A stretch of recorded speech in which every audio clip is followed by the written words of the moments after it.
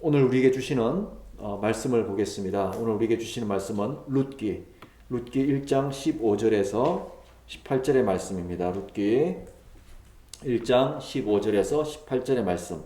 제가 가지고 있는 성경으로 402페이지 구약성경 402쪽입니다. 룻기 1장 15절에서 18절의 말씀. 오늘 두 군데 말씀 살펴볼 텐데요. 일단 룻기 1장 15절에서 18절의 말씀. 구약성경 402쪽입니다. 402쪽 룻기 1장 15절에서 18절의 말씀 제가 읽어드리도록 하겠습니다.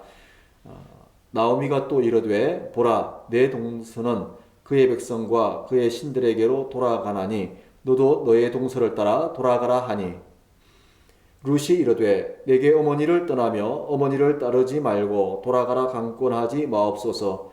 어머니께서 가시는 곳에 나도 가고 어머니께서 머무시는 곳에서 나도 머물겠나이다. 어머니의 백성이 나의 백성이 되고 어머니의 하나님이 나의 하나님이 되시리니 어머니께서 죽으시는 곳에서 나도 죽어 거기 묻힐 것이라. 만일 내가 죽는 일 외에 어머니를 떠나면 여호와께서 내게 벌을 내리시고 더 내리시기를 원하나이다 하는지라. 나오미가 룻이 자기와 함께 가기로 굳게 결심함을 보고 그에게 말하기를 거치니라. 아멘. 우리 말씀 한 구절 더 찾아 읽습니다. 마태복음 찾아 읽겠습니다. 마태복음 1장 5절. 마태복음 1장 5절입니다. 마태복음 1장 5절.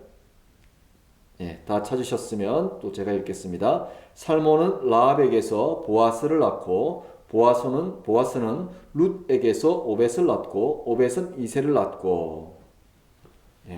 또 6절까지 한번 더 읽어볼까요? 이새는 다윗 왕을 낳으니라. 아멘.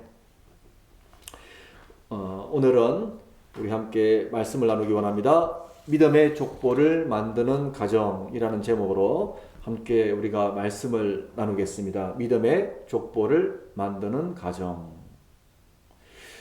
가정이 행복하려면 개인적으로 가장 중요한 것이 무엇일까요, 여러분? 가정이 행복하려면 돈이 많고 또 뭔가 세상적으로 누려야 될 것이 많으면 가정이 행복할까요? 네, 그렇게 해서 행복할 수도 있습니다. 그런데 저는 개인적으로 가장 중요한 것이 가족들 간의 정서적인 공감대가 형성되는 것이 행복의 중요한 요소라고 생각합니다. 정서적인 공감대라는 것은 어느 날 갑자기 만들어지지 않죠. 가족들 간에 서로 간의 마음을 읽어주고 또 서로의 감정에 대해서 공감하고 서로를 이해하고 함께 느끼는 것. 이러한 공감의 능력이 없으면 가정의 분위기는 어떻게 될까요? 다 따로따로가 되겠지요. 그리고 아마 가정이라는 테두리 안에 있어도 외로움을 느끼게 될 것입니다. 그런데 사실 이 가정의 정서적인 분위기라는 것은 그 부모의 부모로부터 시간을 가지고 오랜 시간에 걸쳐서 만들어지고 영향을 받습니다. 그렇기 때문에 어떤 환경 속에서 한 사람이 어떤 환경 속에서 성장을 했느냐 하는 것은 바로 오늘의 삶에 큰 영향을 미칩니다. 더불어 우리가 지금 어떤 환경을 만들어가며 살아가고 있는가 하는 것은 우리를 바라보며 자라는 아이들은 물론이요, 서로 영향을 주거니 받거니 하는 가까운 사람들의 삶에도 반드시 영향을 미치게 되어 있습니다. 그러므로 저나 여러분 모두는 그냥 아무렇게 살아서는 안 됩니다. 나의 삶은 나만의 것이 아니며 부부의 삶은 부부만의 것도 아니며 우리 가정의 삶 또한 우리 가정만의 현재적 삶이 아니기 때문입니다. 시간의 연결고리와 삶의 연결고리를 통해 과거가 현재에 영향을 미치던 미래와 우리를 바라보는 다음 세대에도 반드시 영향을 미치게 되어 있습니다. 우리가 가정에서 행하는 무심코 하는 행동, 무심코 하는 말, 무심코 하는 삶의 태도가 우리의 자녀들에게 또 우리와 이웃하고 있는, 우리와 영적으로 정서적으로 연결되어 있는 모든 사람들에게 영향을 미치고 그들이 삶을 만들어가는 데 있어서 중요한 재료가 된다는 말씀입니다. 그래서 우리 삶의 공간을 넘어서 우리 삶과 연결된 모든 이들에게 영향을 미치는 것이 우리들의 일상의 삶이라고 말해도 과언이 아닐 것입니다. 그러므로 우리는 어떻게 살아야 할까요? 정말 잘 살아야 합니다.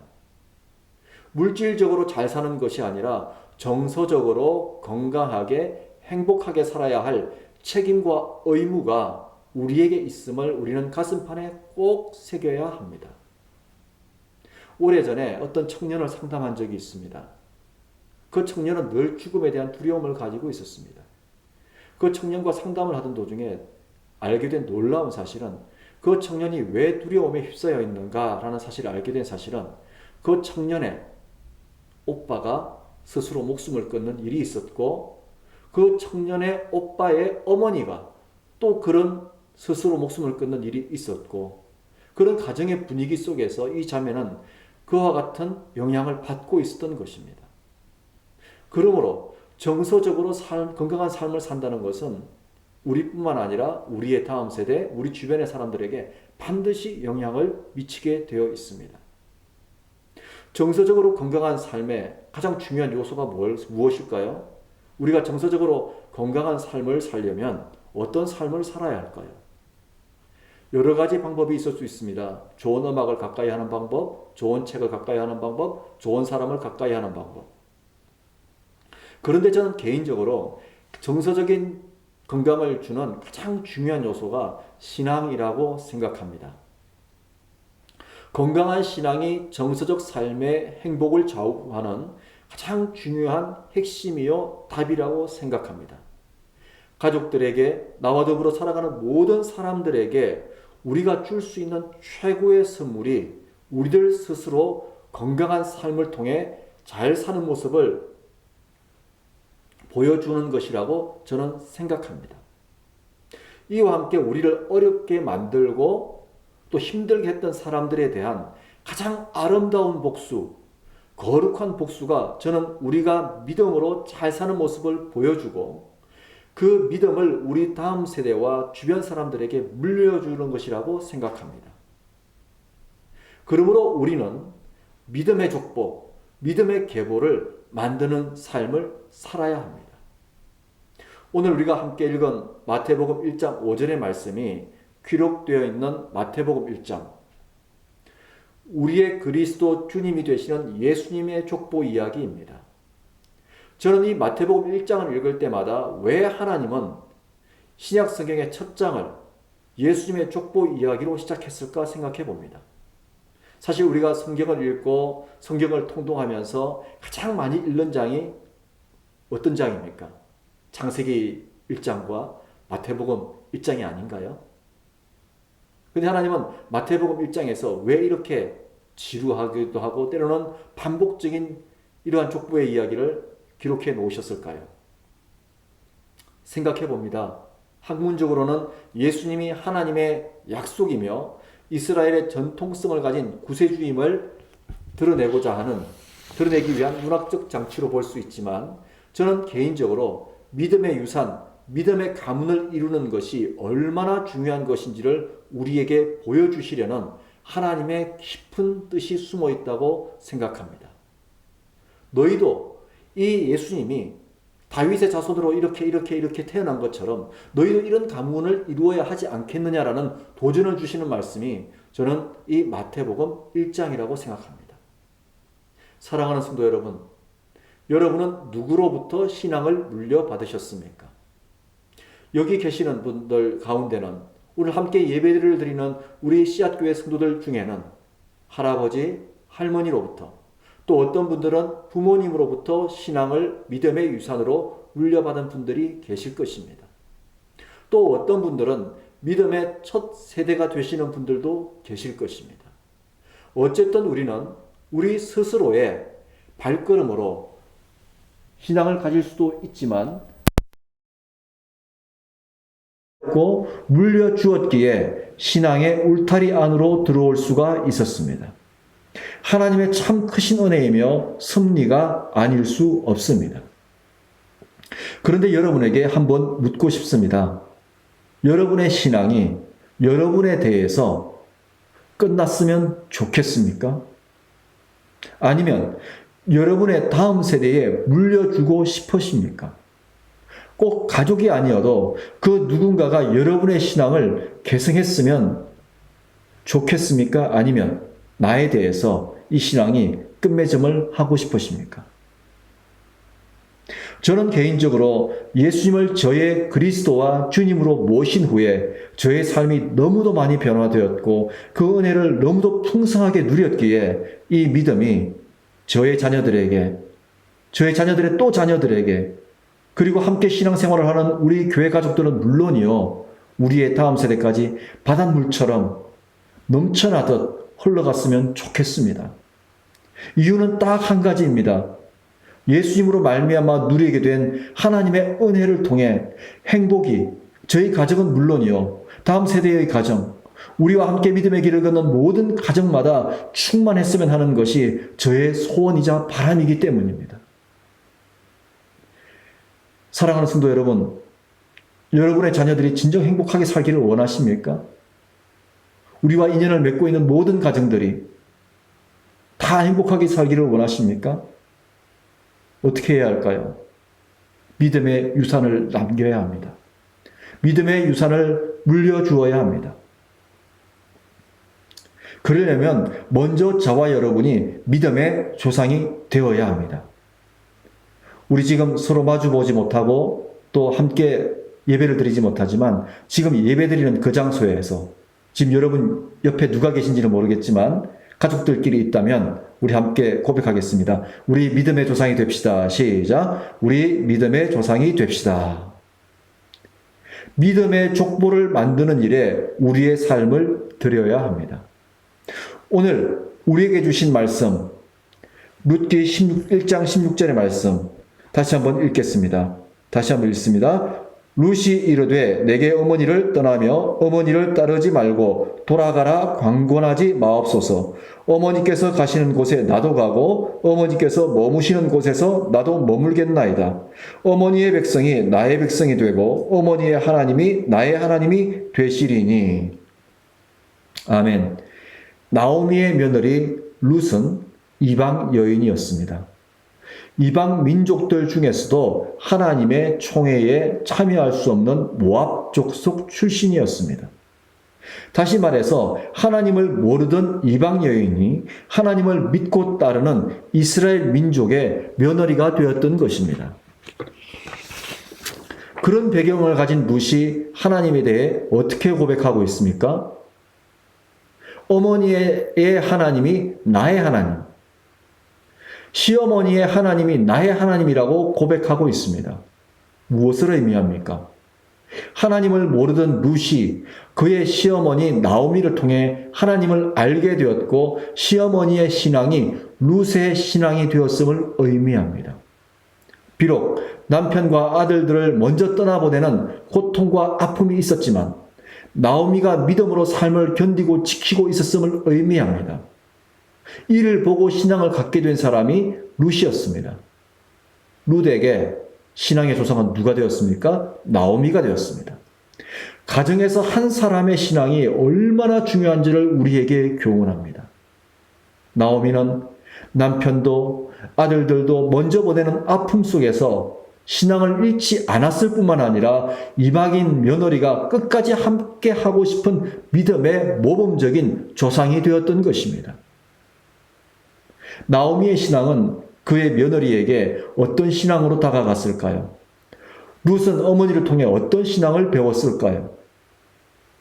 고난과 삶의 어려운 가운데서도 하나님을 바라보며 견디는 신앙을 보고 배웠다고 생각합니다. 자신의 앞날을 염려하기보다는 홀로 남은 며느리들의 앞날을 먼저 생각하고 배려하는 시어머니의 모습을 통해 하나님의 사랑을 배웠다고 생각합니다. 정리해 본다면 나오미는 신앙인으로서 인내하는 신앙, 하나님의 사랑을 실천하는 신앙을 가진 믿음의 조상으로서의 삶을 살았다고 할 수 있습니다. 우리가 배워야 할 신앙입니다. 우리가 배우고 가르쳐 주어야 할 신앙입니다. 신앙인으로서 우리의 다음 세대, 자녀들, 우리의 이웃들에게 늘 잘되고 성공하는 모습만 보여주면 좋겠지만 사실 현실은 그렇게 만만하지 않습니다. 힘들고 어렵습니다. 그렇기 때문에 믿음으로 우리가 보여주어야 할 것은 그럼에도 불구하고 다시 일어서는 모습. 우리가 부모로서 우리 자녀들에게 부모도 때로는 실패할 수 있고 부모도 때로는 넘어질 수 있고 부모도 때로는 좌절할 수 있지만 그러나 하나님으로 인해 하나님을 믿음으로 인해 다시 일어서고 극복해 나가는 모습 그 모습을 보여줌으로 자녀들에게 믿음이 조상이 되는 것 믿음의 선배로서의 삶을 보여주는 것 이것이 바로 신앙인으로서의 먼저 된 부모의 삶의 모습이라고 저는 생각합니다. 그래서 성경은 이렇게 말씀합니다. 디모데전서 3장 1절에서 13절의 말씀에 보면 감독과 집사의 자격에 대해서 말씀하지만 사실 이 말씀은 가정에서 믿음의 조상이 되어야 할 부모들이 가져야 될 삶의 모습이라고 해도 저는 무방하다고 생각합니다. 옳은 해석이라고 생각합니다. 말씀을 정리해보면 가정에서 가져야 할 믿음의 조상으로서의 우리들의 삶의 태도는 어떤 태도여야 합니까? 배우자를 서로 신뢰하고 절제하며 신중하고 단정함을 갖추어야 하고 이웃에 대한 배려가 있고 가정에서 다툼이나 갈등과 같은 폭력을 행하지 않고 오직 관용의 모범을 보이며 사랑을 실천하고 돈 중심의 세상적 가치관을 멀리하는 삶의 태도입니다. 이것이 가정에서 보여주어야 할 믿음의 조상으로서의 삶의 모습이요 신앙의 모습입니다. 우리 아버지들이, 우리 어머니들이 자녀들에게 보여주어야 할 어른으로서의 모습인 것이죠. 이것은 교회나 밖에서부터 시작되어야 할 말씀이 아니라 가정에서부터 밖으로 흘러가야 할 삶의 태도와 관련된 중요한 말씀이라고 생각합니다. 자녀들을 비롯한 다음 세대나 우리의 이웃들에게 당신 이렇게 살아야 합니다라고 말하기 전에 믿음으로 먼저 서 있는 저와 여러분들이 우리의 가정에서부터 실천되어야 할 믿음을 가진 사람들의 삶의 태도. 삶의 절제가 있고 서로에 대한 관용이 있으며 서로에 대한 신뢰가 있고 폭력이 아니라 평화를 사랑하는 모습. 하나님의 사랑을 실천하는 모습. 믿음으로 덕을 세우고 믿음으로 삶의 절제가 있고 믿음으로 인내하며 믿음으로 서로를 사랑하는 삶의 태도와 모습을 보여주는 것 이것이 믿음에 조상된 저와 여러분의 삶의 모습이어야 합니다. 마태복음 1장은 이러한 믿음의 조상들의 삶이 하루하루 쌓이고 쌓여서 예수님이 오실 길을 열었다고 우리에게 교훈하고 있습니다. 저와 여러분의 후손이 우리의 믿음을 계승해 나갈 그 누군가가 우리로부터 보고 배워야 할 삶의 모습입니다. 우리의 가정이 평안함을 누리고 행복을 지켜갈 수 있는 삶의 비결입니다. 그렇기 때문에 행복한 가정, 든든한 반석 위에 지은 집과 같은 가정의 특징은 믿음의 버팀목이 되어주는 믿음의 조상이 있는 가정입니다. 그 믿음의 조상은 남편일 수도 있고 아내일 수도 있고 때로는 자녀가 될 수도 있습니다. 중요한 것은 이 사실을 알게 된 저와 여러분이 믿음의 조상이 되고자 하는 거룩한 꿈과 욕심, 목표를 가지고 살아야 합니다. 그냥 세월 가는 대로 세상의 흐름대로 세상 상식을 쫓는데 열심을 내는 모습 속에서 분노하고 좌절하고 절망하거나 세상 욕심을 채우는 잠깐의 만족이 마치 행복인 것처럼 보여주고 가르치는 허무한 삶을 보여주는 조상이 아니라 영원한 생명의 기쁨이 넘치는 믿음의 삶을 보여주는 조상이 되는 것. 이것이 저와 여러분의 꿈이요 삶의 목표였으면 좋겠습니다. 그리고 먼 훗날 우리가 우리의 후손들을 남겨주고 하나님 곁에 가게 되었을 때 우리의 후손들이 우리를 기억하는 모습이 어떤 모습이었으면 좋겠습니까? 아, 우리 아버지, 우리 어머니, 내 믿음의 조상, 비록 이 땅에서는 힘들고 어려웠지만 그래도 하나님을 가까이 하는 분들이었어. 그리고 그분들이 우리에게 이렇게 아름다운 신앙의 유산을 물려주셨어요 라고 고백하며 미소 짓게 하는 삶. 그것이 우리의 꿈이었으면 좋겠습니다. 우리의 소망이었으면 좋겠습니다. 이러한 꿈은 미래형이 아닙니다. 앞으로 그렇게 살아야지가 아니라 바로 오늘 지금 이 시간부터 우리가 실천해야 할 현재형입니다. 우리 믿음의 후손들, 다음 세대들의 마음속에 각인시켜 주어야 할 저와 여러분의 삶과 신앙의 모습입니다. 사랑하는 씨앗교회 믿음의 가족 여러분, 여러분에게 물어보고 싶습니다. 여러분은 여러분의 자녀들, 여러분의 주변 사람들에게 훗날 어떤 삶을 살았던 사람으로 기억되기를 원하십니까? 어떤 추억과 유산을 남기고 떠나고 싶으십니까? 우리가 알아야 할 것은 시간은 우리를 기다려주지 않는다는 사실입니다. 우리에게 주어진 시간은 늘 현재형입니다. 현재가 쌓이고 쌓여서 미래를 향해 나아가는 것이지 미래가 그냥 우리를 기다려주지 않는다는 사실입니다. 그러므로 우리에게는 시간이 많은 듯하나 우리에게 주어진 앞날이 아직도 많이 남아있는 듯하나 그것은 우리의 희망사항일 뿐입니다. 우리에게 주어진 시간이 얼마나 있는지는 하나님만이 아십니다. 그렇기 때문에 우리는 미룰 것이 아니라 바로 지금 오늘 이 시간 이곳에서부터 믿음의 조상으로 살고자 하는 거룩한 삶을 실천해야 합니다. 누구를 위해서 그렇게 해야 합니까? 1차적으로는 내 자신을 위한 것이고 그 다음으로는 지금 함께 살아가고 있는 나의 가족들, 그들을 비롯한 내 주변의 사람들을 위한 것입니다. 그리고 우리의 믿음을 계승해 나갈 우리 다음 세대를 위한 것입니다. 오늘 말씀 속에 나오는 나오미, 예수님의 족보에 기록된 믿음의 조상들처럼 저와 여러분의 이름이 하나님 나라 믿음의 족보에 기록될 수 있기를 간절히 소망합니다. 여러분의 다음 세대들에게 믿음의 조상으로 기억되고 추억되는 영광을 누리시기를 간절히 기도합니다. 다음으로 오늘 함께 예배드리는 여러분들이 믿음을 잘 물려받는 믿음의 자녀가 되기를 힘써야 합니다. 특히 오늘 예배드리는 우리 가정들의 자녀들에게 이 말씀 드리고 싶습니다. 사랑하는 여러분, 사랑하는 우리 씨앗교회의 자녀된 여러분, 믿음의 자녀가 되기를 힘쓰십시오. 룻이 지금 무엇 때문에 그의 시어머니 나오미를 죽기 살기로 따르고 있습니까? 모든 것을 잃어버린 노인에게서 무엇을 얻을 것이 있다고 따르고 있습니까? 사실 시어머니 나오미를 따른다는 것은 현실적으로 어리석은 짓입니다. 물려줄 재산이 있습니까? 다시 가정을 이룰 수 있는 남아있는 시동생이 있습니까? 오히려 룻에게는 삶의 부담과 짐이 될 뿐입니다. 오히려 먼저 떠났던 며느리처럼 떠나는 것이 현실적이고 옳은 선택입니다. 그게 지혜로운 거예요. 세상적인 방법으로 지혜롭고 명철한 것입니다. 그런데 이 룻은 왜 아무것도 없고 가진 것 없고 실패하고 패배하고 어떻게 보면 정말 이제는 죽을 일밖에 남지 않은 그 시어머니 나오미를 따르고자 했던 것일까요? 의무감 때문일까요? 그 당시 모압 족속에게도 부모 봉양에 대한 의무감을 지우는 유교 사상 같은 것이 있었기 때문일까요?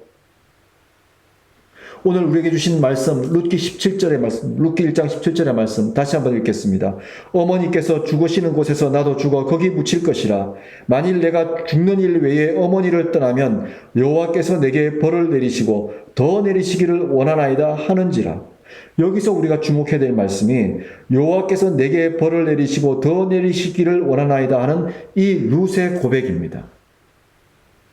룻이 나오미를 끝까지 따랐던 이유는 하나님 때문입니다. 그 시어머니가 믿음의 어머니였다면 나오미는 믿음의 자녀였기 때문입니다.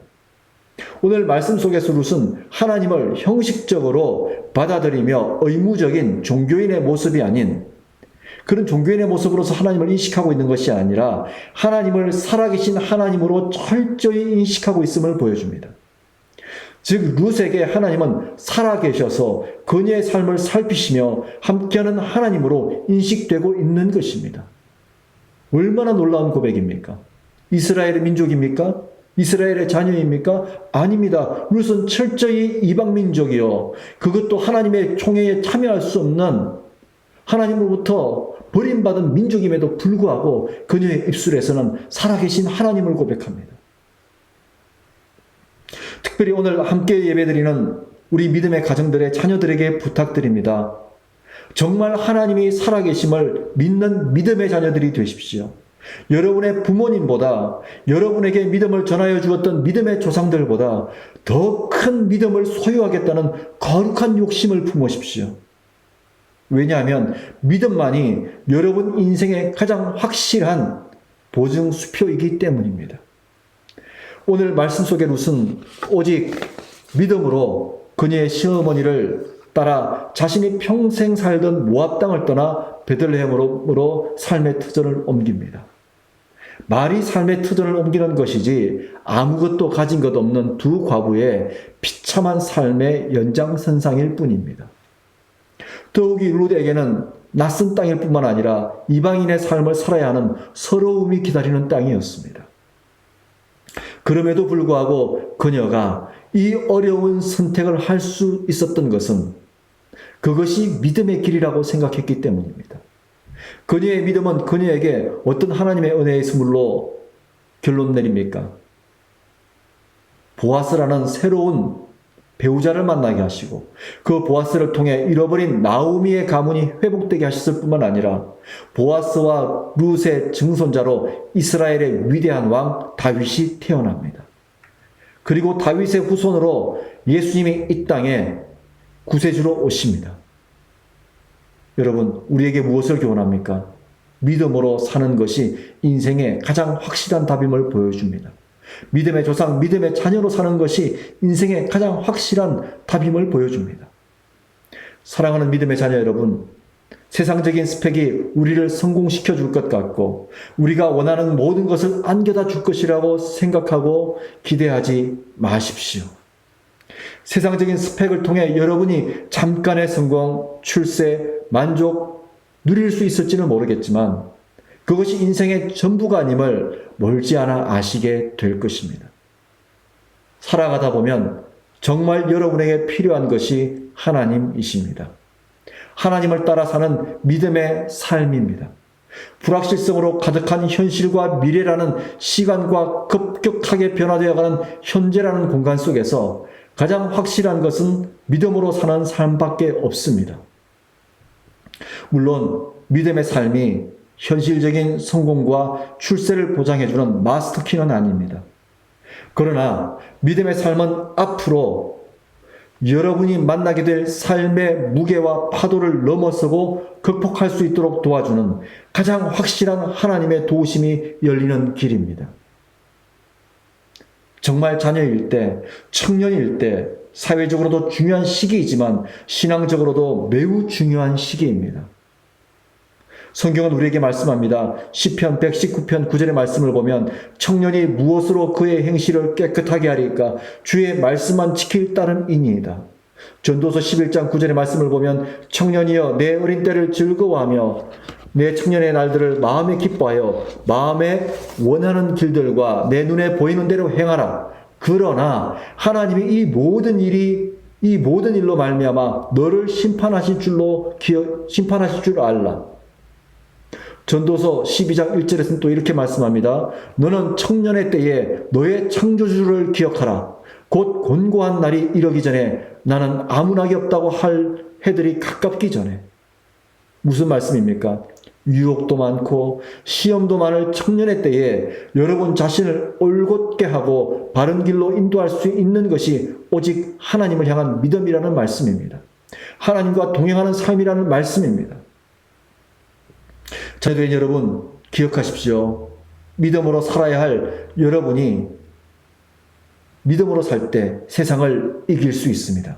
성경은 말씀합니다. 요한일서 2장 14절의 말씀.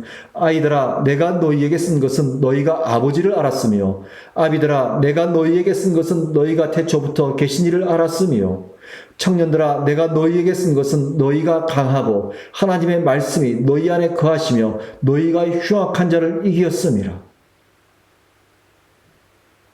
그러므로 사랑하는 믿음의 자녀 여러분, 우리 씨앗교회의 자녀된 여러분, 어떤 경우에도 신앙만큼은 포기하지 마십시오. 버리지 마십시오. 당장은 안 믿어지고 의심하셔도 괜찮습니다. 먼저 신앙의 길을 걸어본 사람으로서 당연한 과정입니다. 의심하고 싶을 때는 의심하시고 안 믿어질 때는 안 믿어진다고 고백하십시오. 포기만 하지 않으면 됩니다. 하나님을 잃어버리시지만 않으시면 됩니다. 예수님만이 나의 유일한 주님 되신다는 믿음의 고백을 놓치지 않으시면 됩니다. 여러분의 부모님이 믿음의 족보를 이어가고 계시듯 여러분도 믿음의 자녀가 되므로 믿음의 가문을 이어가고 믿음의 족보를 완성해가는 하나님 안에서의 축복을 누리시기를 간절히 소원합니다. 오늘 말씀의 결론을 맺고자 합니다. 오늘 우리 씨앗교회는 어린이 주일과 어버이 주일을 연합으로 함께 가정주일로 예배를 드립니다. 아니, 이번 한 달 모든 주일은 가정주일 예배로 드릴 것입니다. 사랑하는 믿음의 가족 여러분, 이 땅에서 가정을 이루고 사는 것이 하나님의 뜻이며 우리는 그 가정을 이룬 사람들입니다. 우리의 가정이 정말 행복하기 원하시고 그 행복이 우리로 끝나는 것이 아니라 우리 다음 세대를 통해서 또 우리의 믿음을 개성할 사람들을 통해서 계속 이어지기를 욕심내십시오. 이와 같은 거룩한 욕심을 위해 우리 부모 되고 먼저 된 사람들은 믿음의 본이 되는 믿음의 조상이 되어야 합니다. 그리고 우리 자녀들, 우리 다음 세대들, 우리 청년들은 세상의 유혹에 넘어가지 말고 세상의 가치관의 마음을 잃고 빼앗기지 말고 하나님의 자녀로서 믿음의 자녀라는 정체성을 꼭 지키셔야 합니다. 믿음의 조상, 믿음의 부모, 믿음의 자녀가 있는 가정은 행복할 수밖에 없습니다. 왜냐하면 그 가정의 머리가 예수님이심이 분명하게 드러나기 때문입니다. 어떤 어려움이 와도 이겨낼 수 있습니다. 오히려 고난 가운데서도 가정은 더욱 단단해지고 하나님으로 인해 찬양하는 가정이 됩니다. 믿음의 유산을 남기고 믿음의 유산을 물려받음으로 믿음의 조상, 믿음의 자녀가 되는 우리들의 가정, 우리 교회가 되기를 간절히 기도합니다. 기도하겠습니다. 하나님 아버지 감사합니다. 마태복음 1장에 기록된 믿음의 계보, 믿음의 족보, 우리들의 가문도 우리 교회도 이러한 믿음의 족보, 믿음의 계보를 이룰 수 있는 복을 허락하여 주십시오.